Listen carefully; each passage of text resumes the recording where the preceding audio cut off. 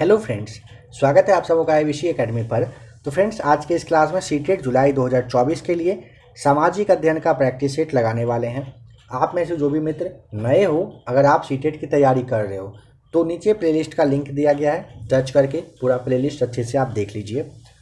यहाँ पर आपको हर दिन शाम में 4 बजे सीटेट के लिए क्लास दिया जाता है, आगे भी क्लास कंटिन्यू रहेगा। प्रैक्टिस सेट के अलावा एनसीईआरटी जो सार संग्रह क्लास 6 से लेकर के क्लास 8 तक का होना चाहिए, वह भी क्लास आपको समझिए कि दिया जा चुका है, तो आप लोग उसे भी ज़रूर देखिएगा। क्लास के लास्ट में यहाँ पर थंबनेल शो करेगा, आप टच करके देख सकते हो। अगर आपको सीटेट के लिए कुछ और भी कहना हो, कोई सजेशन देना हो, तो आप ज़रूर कमेंट करके बता सकते हो। आपके लिए मेहनत किया जा रहा है। अगर आपको क्लास अच्छा लगे, आपसे आशा करेंगे कि आप वीडियो को लाइक साथ ही साथ शेयर भी ज़रूर कर देंगे। लाइक शेयर सब्सक्राइब करना ये आपका काम है, ये आप ज़रूर कर दीजिएगा। बेस्ट से बेस्ट क्लास आपके लिए देना ये मेरा काम है। वो हर दिन यहाँ पर 4 बजे आपको क्लास मिलता रहेगा। तो आइए, सीटेट के लिए जो सबसे पहला क्वेश्चन 31 नंबर अभी आपने देखा, आइए उसे देखते हैं। कह रहा है कि ऋतु प्रवास से अभिप्राय है, मतलब ऋतु प्रवास से क्या समझते हैं यह बताएं, इसका क्या मतलब होता है। पहला ऑप्शन कह रहा है नए चारागाहों की खोज में अपने पशुधन के साथ लोगों की ऋतुवत गतिशीलता। दूसरा ऑप्शन कह रहा है वन्य प्राणियों की ऋतुवत गतिशीलता। तीसरा कह रहा है फसल कटाई की अवधि के दौरान श्रम शक्ति का नगर से गांव की ओर प्रवसन, या फिर लोगों की अपनी जीविका के लिए ऋतुवत गतिशीलता। बताइए ऋतु प्रवास किसे कहते हैं। नंबर फर्स्ट सही जवाब हो जाएगा। नए चारागाहों की खोज में अपने पशुधन के साथ लोगों की ऋतुवत गतिशीलता, जिसे आप पलायन कहते हो, इसे कहते हैं ऋतु प्रवास। आशा है कि नाम से ही आप समझ गए होंगे, है ना। नंबर सेकेंड कह रहा है, यानी कि 32 कह रहा है शैल के प्रकार और उदाहरण। यहाँ पर आपको बताना है कि अंतर्भेदी आग्नेय शैल इन सब में से कौन सा है, बहिर्भेदी कौन सा है, अवसादी कौन सा होता है, कायांतरित कौन सा है। जहाँ भी ज़्यादा टाइम चाहिए आप वीडियो को रोक लिया करेंगे, आराम से सोचेंगे, फिर बताएंगे क्या सही जवाब होगा। देखिए, अंतर्भेदी सेल अगर पूछे आपसे तो यह होता है कौन सा पता है, ग्रेनाइट होता है। अंतर्भेदी आग्नेय शैल होता है ग्रेनाइट। बहिर्भेदी आग्नेय शैल अगर आपसे पूछा जाए, बहिर्भेदी, इसके लिए आपको बताना होता है बेसाल्ट, ठीक है। अवसादी शैल पूछे अगर, अवसादी शैल होता है आपका बलुआ पत्थर। और कायांतरित शैल अगर पूछे, यह होता है कौन सा, यह होता है चूना पत्थर, ठीक है। इसे याद रख लीजिएगा, काफ़ी इम्पोर्टेंट है। अगर आपसे पूछा जाए अंतर्भेदी आग्नेय शैल कौन सा है, इसके लिए आपको ग्रेनाइट बताना है। बहिर्भेदी आग्नेय शैल अगर पूछेगा तो आपको यहाँ पर बेसाल्ट बताना होता है। अवसादी शैल अगर पूछेगा तो आप यहाँ पर बलुआ पत्थर को टिक करोगे। और कायांतरित शैल अगर पूछेगा तो फिर से जैसा कि अभी जस्ट बताया गया, चूना पत्थर को आप टिक करोगे। यह शैल के प्रकार और उदाहरण का सही रूप मिला हुआ है। निम्नलिखित क्षेत्रों में से किसमें चिनूक स्थानीय पवन चलती है। पहले भी हम लोग पवन के बारे में बात कर चुके हैं, आपको बताया भी गया था पीछे का, अगर आपने क्लास देखा होगा तो। देखिए 34 का हो जाएगा चिनूक शब्द स्थानीय पवन किसे कहते हैं, प्रेरी, सवाना, पंपास या फिर वेल्ड। ऑप्शन नंबर 3 यहाँ पर सही जवाब हो जाएगा, पंपास को कहते हैं। एक सेकेंड, क्या पूछा है, चिनूक स्थानीय पवन ना, अगर नहीं देखिए, अगर आपने पंपास सोचा ना तो ये गलत हो जाएगा, ठीक है। क्योंकि ना दोस्तों, प्रेरी यहाँ पर सही जवाब होगा, ठीक है। क्या कह रहा है ना, चिनूक पूछा ना, चिनूक होता है प्रेरी, ठीक है। काफ़ी ज़्यादा इम्पॉर्टेंट है, ज़रूर याद रखिएगा।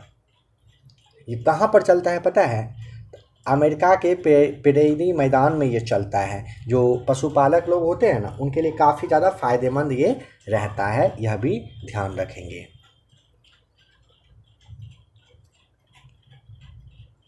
नंबर 34 कह रहा है, पता है जैसा कि आपको बताते हैं हर क्लास में कि सीटेट क्या है, नहीं कहावत है ना कि नज़र हटी नज़र हटी दुर्घटना घटी, बस वही बात है। 1 सेकेंड के लिए इधर उधर अगर आपका माइंड हुआ तो समझ लीजिए गलत आंसर आप टिक करोगे। और अभी जो आपको और इसके बाद का जो प्रैक्टिस सेट मिलेगा ना, उसमें क्वेश्चंस का लेवल धीरे धीरे आपको हाई दिखता जाएगा। जो एक बेस आपका तैयार होना चाहिए, पहले उस तरह का क्लास आपके लिए ला रहे हैं। अभी जो क्लास आने वाला है वो आप देखेंगे, आपको पता चलेगा। इसीलिए कह रहे हैं जो भी क्लास देखते हैं, मतलब जिस भी क्लास को आप देखते हैं उसे 1 से 2 से 3 बार देख करके सवाल को ख़त्म करते चलिए, आगे के इंतज़ार में नहीं रहना है। वायुमंडलीय परतों में से कौन सी परत रेडियो प्रसारण में सहायता करती है, बताइए। क्षोभ मंडल, मध्य मंडल, बाह्य मंडल या फिर समताप मंडल।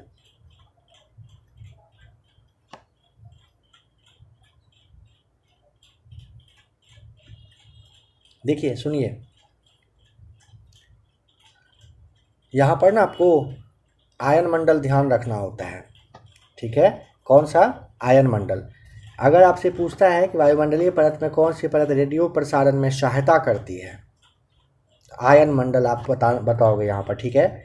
और इसकी ऊंचाई आप जानते हो 80 से 640 किलोमीटर तक इसकी ऊंचाई होती है। नेक्स्ट क्वेश्चन कह रहा है नंबर 35 में, सुनहरी जरी निम्नलिखित में से किसकी एक किस्म है? सूती वस्त्र की, नायलॉन की, जूट की या फिर सिल्क की सुनहरी जरी। देखिए समझिए, सुनहरी जरी ना ये सिल्क का एक किस्म यानी कि एक प्रकार होता है। किसका? सिल्क का होता है, ठीक है। देखिए सिल्क वाला जो साड़ी है ना, उसी के लिए खास करके, मतलब साड़ी के लिए कहिए, सिल्क वाला जो यूज होता है ना, ये सुनहरी जरी का काम उसी में रहता है। जैसे आपका दक्षिण भारत है ना, दक्षिण भारत में आपने कांचीपुरम का नाम जरूर सुना होगा, कांचीपुरम का नाम आपने ज़रूर सुना होगा, ठीक है। तो कांचीपुरम में सिल्क साड़ी काफ़ी ज़्यादा यूज में आता है। जो सुनहरी जरी है, इस वजह से आप कह सकते हो कि साड़ी काफ़ी हल्का, काफ़ी मुलायम और काफ़ी ज़्यादा आकर्षक दिखता है। जनसंख्या घनत्व से अभिप्राय है, कह रहा है कि जनसंख्या घनत्व से क्या समझते हैं। पहला, किसी क्षेत्र विशेष में रहने वाले लोगों की संख्या, एक निश्चित अवधि के दौरान लोगों की संख्या, भूपृष्ठ पर लोगों के फैलने का स्वरूप, या फिर पृथ्वी के पृष्ठ के एक इकाई क्षेत्र में रहने वाले लोगों की संख्या। जनसंख्या घनत्व किसे कहते हैं, बताइए। अगर आपका आंसर ऑप्शन नंबर 4 है तो आप सही हो। जनसंख्या घनत्व का मतलब भूपृष्ठ पर लोगों के फैलने का जो स्वरूप है। कह रहे क्या कि पृथ्वी के पृष्ठ के एक इकाई क्षेत्र में रहने वाले लोगों की संख्या, ठीक है। भारत का जो वर्तमान जनघनत्व है, अगर आपसे यह पूछे 382 प्रति वर्ग किलोमीटर आपको बताना होता है, ठीक है। पृथ्वी के पृष्ठ के एक इकाई क्षेत्र में रहने वाले लोगों की संख्या होता है, ठीक है। ये गलती से तीसरा वाला पढ़ रहे थे, नंबर 4 सही जवाब हो जाएगा। नंबर 37 कह रहा है, पृथ्वी की सतह के निकट स्थित खनिजों को बाहर निकालने के लिए निम्नलिखित में से किस विधि का प्रयोग किया जाता है? अखनन, कूपकी खनन या विवरित खनन।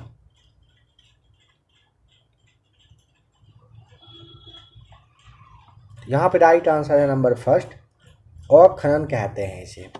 पृथ्वी की सतह के पास में जो खनिज रहता है उसको बाहर निकालने का जो विधि है अखनन विधि कहलाता है। इस विधि में ना काफ़ी कम पैसा खर्च होता है, ठीक है, बहुत कम पैसा खर्च होता है, याद रखिएगा। नंबर पहला सही है।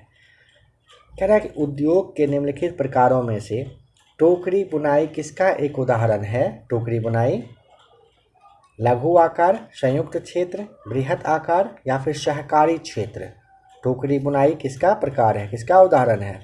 तो ऑप्शन नंबर पहला लघु आकार सही जवाब हो जाएगा। टोकरी बुनाई लघु आकार का उद्योग होता है, ठीक है। लघु उद्योग याद रखिएगा, सही जवाब यहाँ पर हो जाएगा लघु आकार, इसके लिए सही जवाब उद्योग के लिए टोकरी बुनाई का उदाहरण। कह रहे तानाशाही के संदर्भ में निम्नलिखित कथनों में से कौन सा एक कथन गलत है? पढ़ते हैं सही सारे ऑप्शंस को। तानाशाही में कह रहा है कि तानाशाह द्वारा लिए गए निर्णयों पर लोग प्रश्न नहीं कर सकते हैं। दूसरा कह रहा है अंतिम निर्णय लेने की शक्ति तानाशाह में निहित होती है। तीसरा कह रहा है तानाशाह द्वारा लिए गए निर्णयों पर तानाशाह को स्पष्टीकरण देने की आवश्यकता नहीं होती है। चौथा कह रहा है तानाशाही में तानाशाह द्वारा लिए गए निर्णयों पर लोग प्रश्न उठा सकते हैं। यहाँ तो आप देखने के साथ समझ गए होंगे, है ना, ऑप्शन सबसे अलग कौन सा है, वही है यहाँ पे गलत। तानाशाही में तानाशाह द्वारा लिए गए निर्णय पर लोग प्रश्न उठा सकते हैं? नहीं, प्रश्न उठाएंगे तो समझ लीजिए कि उसी दिन कल्याण हो जाएगा। ध्यान रखना है कि तानाशाही में तानाशाह द्वारा लिए गए निर्णय पर लोग प्रश्न नहीं उठा सकते हैं। अंतिम निर्णय लेने की शक्ति तानाशाह के पास होती है और तानाशाह द्वारा लिए गए निर्णयों पर तानाशाह को स्पष्टीकरण देने की आवश्यकृता भी नहीं होती है। किसको वो स्पष्टीकरण देगा जब तानाशाह है तो? ठीक है, ये सभी सही है, चौथा वाला गलत है। बहुत अच्छा सवाल है। कृष्णराज सागर बांध निम्नलिखित नदियों में से किस पर बनाया गया है?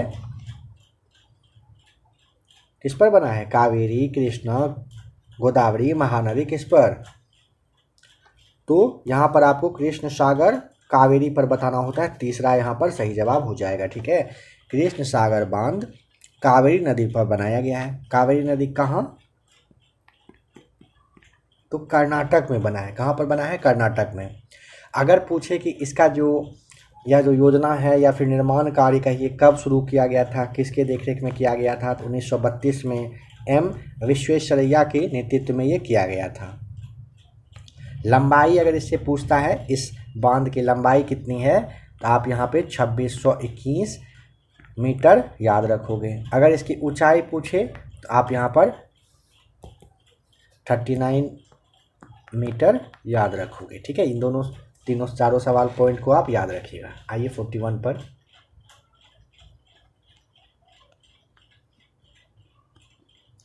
हिंदू उत्तराधिकारी संशोधन अधिनियम 2005 मृतक पिता की संपत्ति में समान अधिकार प्रदान करता है। किसको किसको?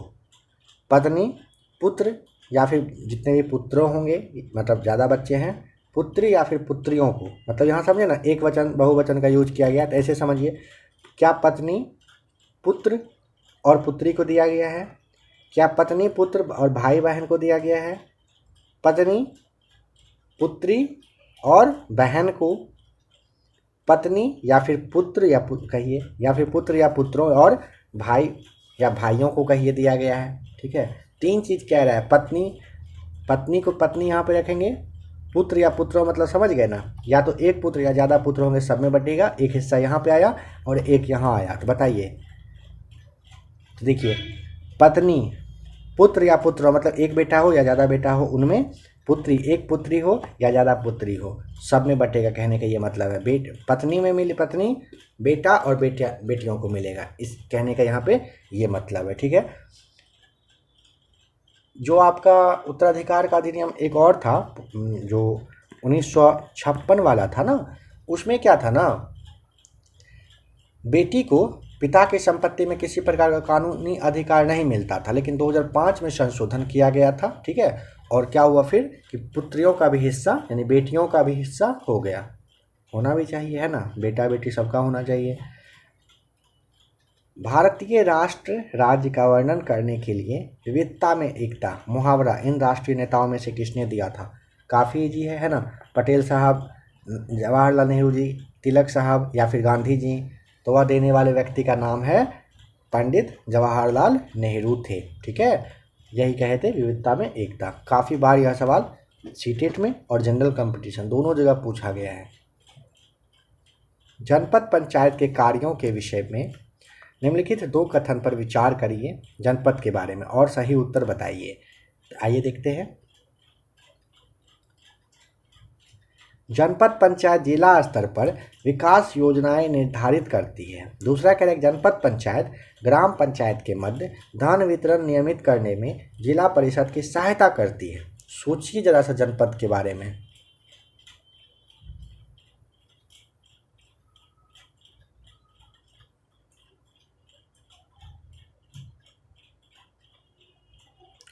देखिए समझिए, यहाँ पर सवाल काफ़ी इम्पोर्टेंट है। जिला स्तर पर, ठीक है, जिला स्तर पर जो कह रहा है ना, विकास योजनाओं का निर्धारण कौन करता है? तो ये जनपद पंचायत नहीं करता है दोस्तों। ठीक है, कौन करता है? फिर जिला परिषद करता है। भाई जिला स्तर पर कौन करेगा? जनपद पंचायत। जिला स्तर पर जनपद पंचायत करेगा। सोचिए क्या कहना चाह रहे हैं। आपका जवाब होगा कि नहीं, जिला स्तर पर जनपद कैसे करेगा? तो जिला स्तर पर कौन करेगा? जिला स्तर पर जिला परिषद करेगा, नॉर्मल सी बात है। उसके बाद ग्राम पंचायत के बीच में धन वितरण जो है कौन करता है ये काम? तो जिला परिषद करता है। ठीक है,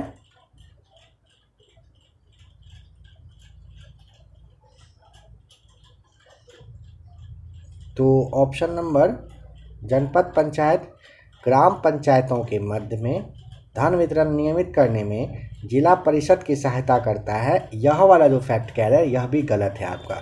देखिए क्या कह रहा है, जनपद पंचायत ग्राम पंचायत के मध्य धन वितरण नियमित करने में जिला परिषद की सहायता करता है। नहीं, ऐसा नहीं होता है। पंचायत जिला परिषद का किसी भी तरह से जिला परिषद को किसी भी तरह का सहयोग नहीं करती है। ऑप्शन नंबर दोनों यहाँ पर कहने का मतलब है कि गलत है। चलिए 44 को देखते हैं।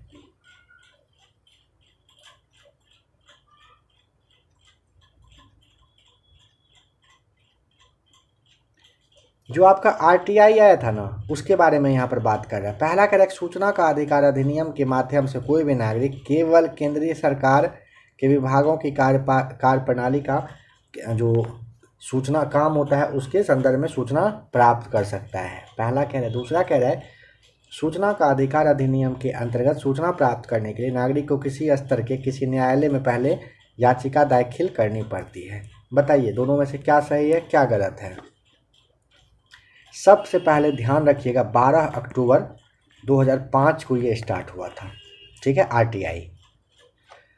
सूचना का अधिकार अधिनियम के माध्यम से कोई भी नागरिक केवल केंद्रीय सरकार के विभागों के, नहीं भाई राज्य सरकार का भी ना होता है, हर जगह ये लागू होता है। तो यहाँ पर तो ये गलत हो गया। दूसरा कह रहा है क्या ये पहले आपको न्यायालय जाना पड़ेगा? नहीं, 10 रुपये का आपको आरटीआई लगाना होता है। ऑनलाइन ऑफलाइन जैसे आप लगाना चाहो लगाइए, जो सूचना मिलना होगा डायरेक्ट आपको मिलेगा, कहीं नहीं जाने की ज़रूरत है। कोई भी इंसान ये कर सकते हैं। दोनों गलत है। ऑप्शन नंबर 3 टिक करेंगे, पहला और दूसरा दोनों गलत है।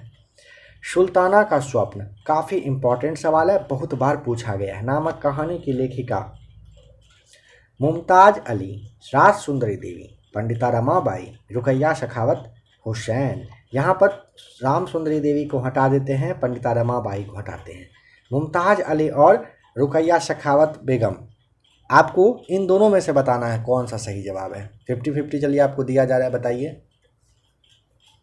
इंग्लिश में लिखा गया था, बंगाल की रहने वाली थी रुकैया सखावत हुसैन। काफ़ी इम्पोर्टेंट सवाल है। जैसे एक ये सवाल हो गया सुल्ताना का स्वप्न, एक है स्त्री पुरुष तुलना। पिछला वाला अगर आप एग्ज़ाम का क्वेश्चन पेपर देखे होंगे तो आपको पता होगा, लास्ट वाला जो एग्ज़ाम हुआ था ना अभी 2024 में ही जनवरी में 21 तारीख को आपका, उसमें ये सवाल आया था स्त्री पुरुष तुलना किसने लिखा है? तो वो ताराबाई, उसके लिए आपको नाम याद रखना होता है। नंबर 46, गुलामगिरी नामक पुस्तक इनमें से किसने लिखा है? गुलामगिरी, ज्योतिबा फूले, नारायण गुरु, अंबेडकर साहब या फिर पेरियार? देखिए नंबर ना यहाँ पर पहला सही जवाब हो जाएगा, ज्योतिबा फूले बिल्कुल सही है। ज्योतिबा फूले महाराष्ट्र के एक भारतीय विचारक, समाजसेवी कहिए, लेखक कहिए, दार्शनिक कहिए, क्रांतिकारी कार्यकर्ता कहिए, सब कह सकते हो इनको आप। इन्हें ना महात्मा फूले के भी नाम से आप जानते हो। गुलामगिरी की पुस्तक ये लिखते हैं। एक बात यहाँ पर और आपको बताना चाहेंगे जो शायद आपको नहीं पता हो, 1827 में इनका जन्म हुआ था। इस पॉइंट को आज के इस क्लास में आप याद रखेंगे। आगे फिर से इन पे सवाल आएगा ज्योतिबा फूले पे, फिर इनके बारे में एक्स्ट्रा कुछ और फैक्ट आपको बताएंगे। एक साथ काफ़ी कुछ नहीं बता रहे हैं फिलहाल। भारतीय न्यायिक व्यवस्था के संदर्भ में अपील की व्यवस्था का अर्थ है ऊपरी अदालत के फैसले निचली अदालत को मानना होता है।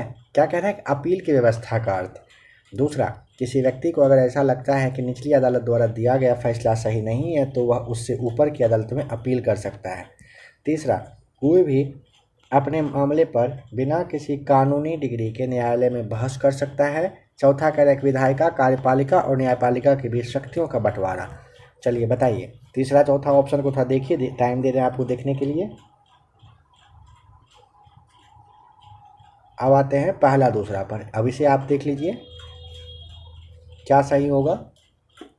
आइए अब देखते हैं, फिर से कहेंगे, ज़्यादा टाइम चाहिए होगा, क्लास को आराम से रोक करके समझ के फिर अपना जवाब आप बताएंगे। नंबर सेकेंड, किसी व्यक्ति को अगर ऐसा लगता है कि निचली अदालत द्वारा दिया गया फैसला सही नहीं है तो वह उससे ऊपर की अदालत में अपील कर सकता है। यही होता है अपील की व्यवस्था। भारतीय संविधान का अनुच्छेद 132 यानी कि 132, इसके तहत आप सर्वोच्च न्यायालय को ना मतलब अपील, ये क्षेत्राधिकार का अधिकार दिया गया है। नेक्स्ट क्वेश्चन नंबर 48, सरकार के कार्यपालिका अंग से अभिप्राय है क्या? लोगों का समूह जो कानूनों को लागू करने और शासन चलाने के लिए उत्तरदायी है, या फिर उच्चतम न्यायालय और उच्च न्यायालयों के न्यायाधीश, या फिर देश का प्रत्येक नागरिक जो सार्वभौमिक वयस्क मताधिकार का उपयोग करता है, या फिर निर्वाचित प्रतिनिधि। क्या है सही जवाब? सरकार के कार्यपालिका अंग से क्या समझते हो आप? तो लोगों का समूह जो कानूनों को लागू करने और शासन चलाने के लिए उत्तरदायी है।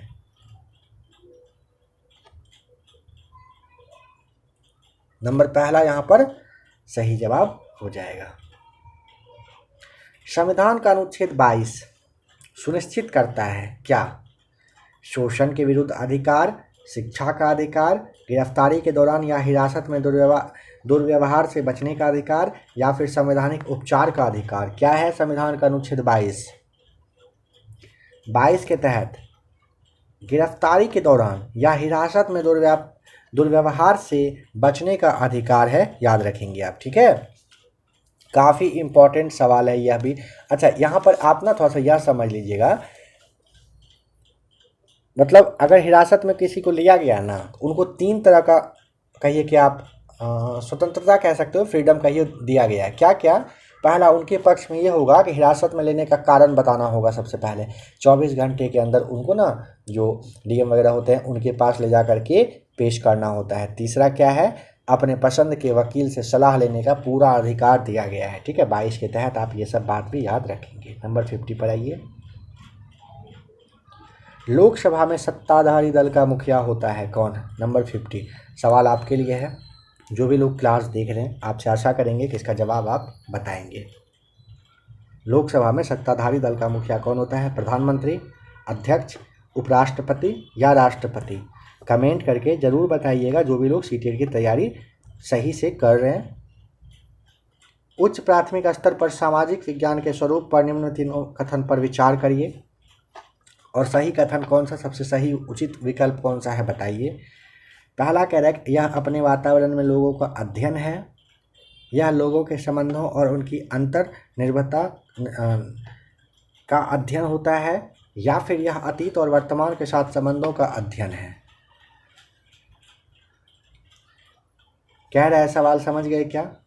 उच्च प्राथमिक स्तर पर सामाजिक विज्ञान के स्वरूप पर निम्न तीनों कथन में से कौन सा सबसे उचित विकल्प है? देखिए, पहला, यह अपने वातावरण में लोगों का अध्ययन है। हाँ है। यह लोगों के संबंधों और उनकी अंतर्निर्भरता पर का अध्ययन करता है, अध्ययन होता है, एकदम सही है। यह अतीत और वर्तमान के साथ संबंधों का अध्ययन है, बिल्कुल है, तीसरा भी सही है।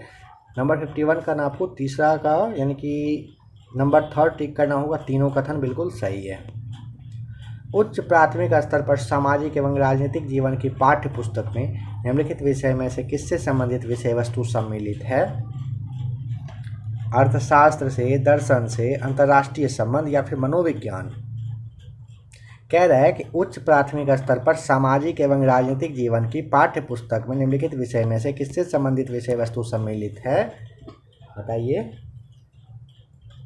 अर्थशास्त्र से नंबर पहला यहाँ पर सही जवाब हो जाएगा, ठीक है। इनमें इतिहास, राजनीति विज्ञान भी आ जाता है, यह भी ध्यान रखिएगा। कह रहे नंबर 53 में आप ऐतिहासिक कल्पना पर प्रश्न क्यों पूछेंगे? आप ऐतिहासिक कल्पना पर जो सवाल पूछोगे, क्यों कह रहा कि यह वर्तमान की अतीत के साथ तुलना करने में प्रोत्साहित करता है, या फिर यह स्रोतों को पहचानने में शिक्षार्थियों को योग्यता का मूल्यांकन करता है, या फिर यह तिथि और घटनाओं को याद करने का रोचक तरीका है, या फिर आप ऐतिहासिक कल्पना पर सवाल करोगे इसलिए क्योंकि यह दर्शाता है कि इतिहासकार इतिहास में अपनी कल्पना के साथ कैसे अंतरों को पूरा करता है? बताइए 53 का क्या सही जवाब है? देखिए, ऐतिहासिक कल्पना पर सवाल इसलिए पूछना चाहिए, इसलिए पूछा जाता है क्योंकि यह न वर्तमान को, यानी कि अभी के समय को, अतीत मतलब पास्ट जो काफ़ी पहले बीत चुका है, उसके साथ तुलना करने में ना प्रोत्साहित करता है, बच्चों को समझने में मदद करता है। ठीक है, ये मतलब बच्चे काफ़ी इससे समझ पाते हैं बातों को। नंबर 54, सामाजिक विज्ञान शिक्षा के लिए आप वृत्तांतों का प्रयोग क्यों करेंगे? दिए गए विकल्पों में से सबसे उचित कारण को चुनिए। क्यों करेंगे? कक्षा को मनोरंजन एवं सजीव नहीं, अवधारणाओं को सजीव वास्तविकताओं के साथ जोड़ सकें इसलिए। हाँ, बस टिक कर दीजिए। क्या कह रहा है कि सामाजिक विज्ञान शिक्षा के लिए आप वृत्तांत का प्रयोग करोगे। क्यों? अवधारणाओं का जो कहिए कि लाइव आप उसको जोड़ सकें वास्तविकता से, इसलिए करना होता है। ठीक है, इस तरह का सवाल को देखने के साथ आप टिक कर देंगे। क्लास को कंटिन्यू देखते रहिए, सारे सवाल को अच्छे से पढ़ते समझते रहिए। काफ़ी जल्द, मतलब कुछ ही क्लास देखते देखते ना आपका एसएसटी में अच्छा खासा मार्क्स बढ़ना स्टार्ट हो जाएगा। इस बात का आपको भरोसा रखना पड़ेगा। ठीक है, रखना पड़ेगा मतलब रखना ही पड़ेगा, भरोसा रखिए इस बात का आप। लेकिन शर्त यही है कि जो भी सवाल आपको दिया जा रहा है, बताया जा रहा है ना, उसे आप समझ लीजिए सबसे पहले माइंड में और रट लीजिए। उसके बाद सीटेट में हूबहू सवाल उठा करके दिया जाता है जो पहले आ चुका है। अभी तक नंबर वगैरह कोई डेटा चेंज नहीं होता है। आगे हो सकता है सीटेट का पैटर्न अगर चेंज हो तो कहना मुश्किल है क्या होगा उस टाइम। इस बार कम से कम अच्छे से एग्ज़ाम दे के निकाल लीजिए अपना सीटेट। राष्ट्रीय आधार समूह 2006 के अनुसार सामाजिक विज्ञान का शिक्षण कह रहा है कि अपनी लोकप्रियता खो रहा है। क्यों? क्या कह रहा है? राष्ट्रीय आधार समूह 2006 के अनुसार सामाजिक विज्ञान का शिक्षण अपनी लोकप्रियता खो रहा है। क्यों? पहला कह रहा है यह एक अनुपयोगी विषय के रूप में जाना जाता है, या फिर यह कई विषयों के अध्ययन को प्रोत्साहित करता है, या फिर यह मानवीय मूल्यों में अंतर्विरोध की कई स्थितियां प्रस्तुत करता है, या फिर यह अत्यधिक वैज्ञानिक दृष्टिकोण पर बल देता है। क्या रीजन है? देखिए, अच्छे से सोचिए, बताइए।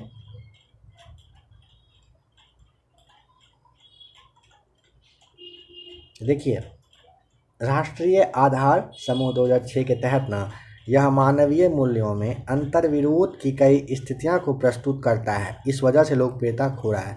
यह कोई रीजन नहीं है जैसे में यह एक अनुपयोगी विषय है, नहीं, बहुत अच्छा खासा उपयोगी विषय है। जब समझने लगेंगे ना, सारे टाइम पीरियड जब आपके माइंड में सेट हो जाएंगे, सब अवधारणा धीरे धीरे सेट होना स्टार्ट हो जाएगा ना, सबसे ज़बरदस्त आपको सामाजिक विज्ञान ही लगेगा। यह कई विषयों के अध्ययन को प्रोत्साहित करता है, बिल्कुल, ये तो अच्छी बात है ना। और यह अत्यधिक वैज्ञानिक दृष्टिकोण पर बल देता है, नहीं ऐसा नहीं है, मतलब इस वजह से ऐसा नहीं है कि लोकप्रियता खो रहा है। नंबर तीसरा सही जवाब है। नंबर 56 कह रहे हैं निम्नलिखित में से कौन सा विकल्प विद्यालय आधारित आकलन का अनुपयुक्त वर्णन है? क्या कह रहा है? निम्नलिखित में से कौन सा विकल्प विद्यालय आधारित आकलन का अनुपयुक्त वर्णन है? यह गैर शैक्षिक पक्षों को सम्मिलित करता है, यह सभी पक्षों को सम्मिलित करता है, यह केवल सहगामी पक्षों को सम्मिलित करता है, या फिर यह शैक्षिक पक्षों को सम्मिलित करता है? बताइए।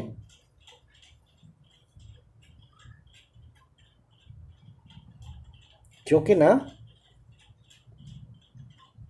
यह केवल सहगामी पक्षों को सम्मिलित करता है, इसलिए यह गैर शैक्षिक पक्षों को सम्मिलित करता है, यह सभी पक्षों को सम्मिलित करता है, या शैक्षिक पक्षों को सम्मिलित करता है, ये सब उपयुक्त होगा। लेकिन अनुपयुक्त में पूछेगा यह केवल सहगामी पक्ष को सम्मिलित करता है। पेडागोजी में आपने केवल शब्द का महत्व को जरूर समझ लिया होगा, अगर पेडागोजी में यानी कि जो 30 नंबर का सवाल वो पूछा जाता है उसमें आपको केवल का वैल्यू पता है। एक शिक्षक का सामाजिक विज्ञान के विषय को संपादित करने की भूमिका पर निम्नलिखित पहला और दूसरा कथन पर विचार करके सही उत्तर का चयन करिए। पहला कह रहा है क्या? कह रहा है कि शिक्षक सभी शिक्षार्थियों की गरिमा को अवश्य सुनिश्चित करें और संवेदनशीलता के साथ चर्चा करें।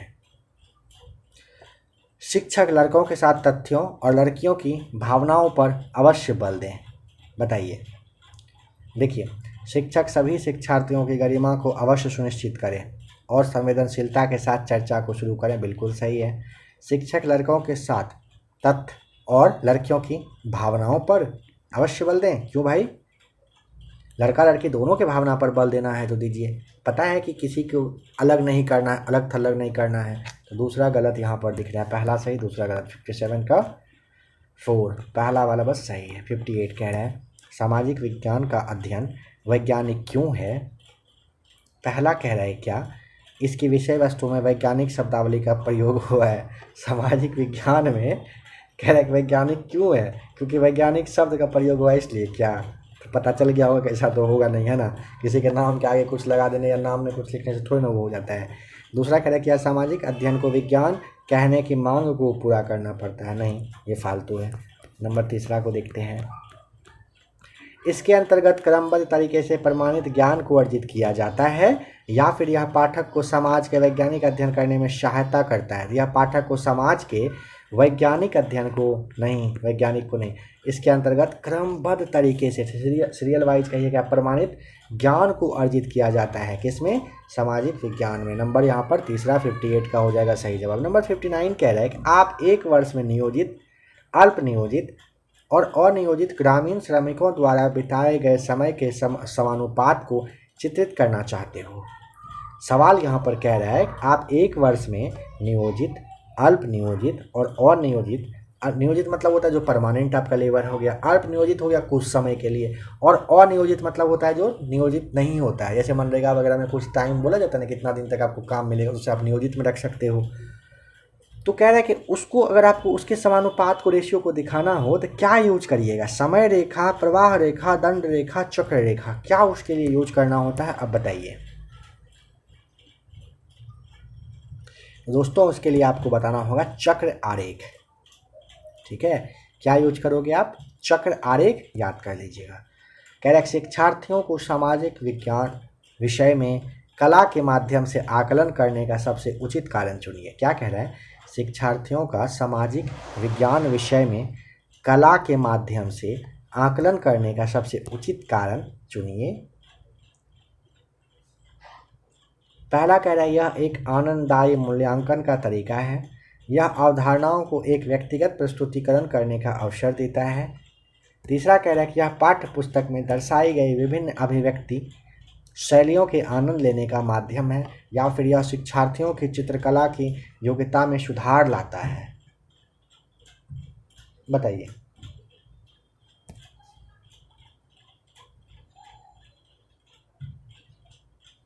तो देखिए, कह रहे हैं ना शिक्षार्थियों का सामाजिक विज्ञान विषय में कला के माध्यम से आकलन करने का सबसे उचित कारण यह अवधारणाओं का एक व्यक्तिगत प्रस्तुतिकरण करने का अवसर प्रदान करता है। ठीक है, शिक्षार्थियों का सामाजिक विज्ञान विषय में कला के माध्यम से आकलन करने का सबसे उचित कारण अगर आपसे पूछे, यह अवधारणाओं का एक व्यक्तिगत प्रस्तुतिकरण करने का अवसर प्रदान करता है। सही जवाब हो जाएगा। नंबर 60 का ऑप्शन नंबर सेकेंड बिल्कुल सही है।